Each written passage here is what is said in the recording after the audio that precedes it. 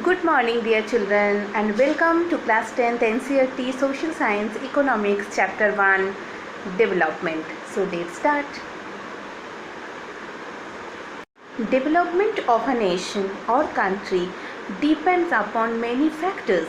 So, let's learn about some indicators or factors that indicates the development in a country.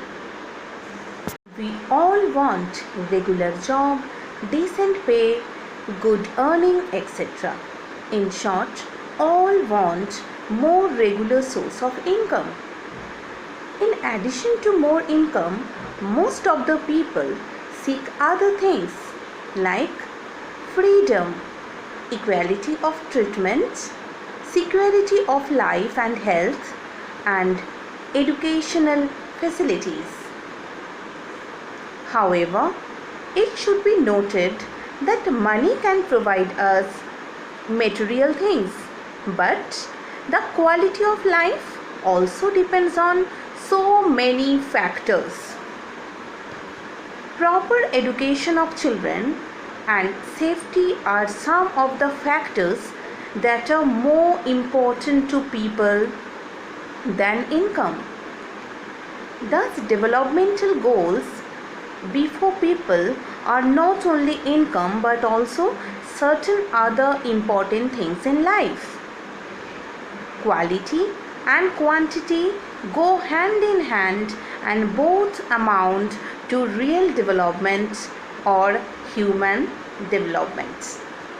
Now, let us understand about per capita income.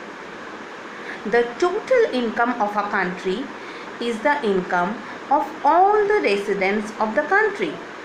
However, the scholars feel that the total income is not a useful measure because it does not reflect the true standard of the people, right?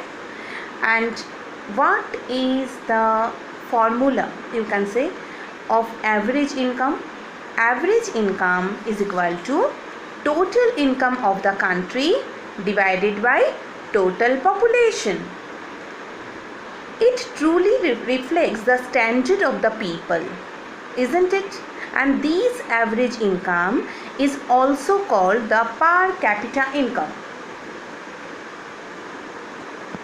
You should know, my dear children, that per capita income should be measured by US dollar, not by their country's currencies, by the World Bank, because this method makes the comparison of per capita income of different countries quite easy and possible.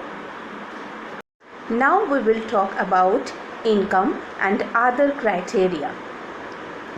When we look at individual aspirations and goals, we find that people are not only thinking about better income but also have goals such as security, respect for others, equal treatment, freedom, etc. in mind.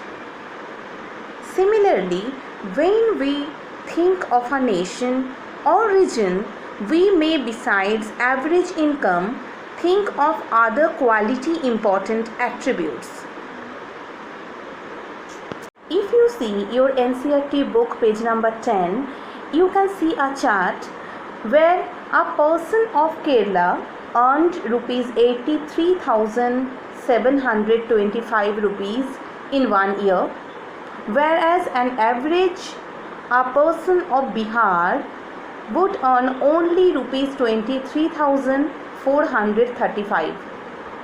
So, if per capita income is to be used as the measure of development, Kerala will be considered as the most developed and Bihar will be considered as the least developed state of the three. Now children, see this comparative data on Punjab, Kerala and Bihar. What does this table show? The second column of the table shows that in Kerala, out of 1,000 children born alive, 12 died before completing 1 year of age. But in Punjab, the proportion of children die within 1 year of birth is 30, isn't it? Can you see? Which is nearly 3 times more. And it is 44 in Bihar, which is nearly 4 times more than Kerala. Dear children, try to think of that parents whose children die before they even celebrate their first birthday. How painful it must be for these parents. So, we are not talking about old times. It is 73 years after independence, when a metro town full of high-rise buildings and shopping malls. The problem does not end with infant mortality rates. The last column shows that more than half of the children in Bihar do not even get to go to school. This means that if you go to school in Bihar, means you can see half of your class would be missing, and those who could have been in school is not there. Now, dear children, I have a question for you all. Can you please tell me, how will you measure average income of a country? Give your answer by sending your message right now. Okay, till then, stay safe, stay your home. Thank you.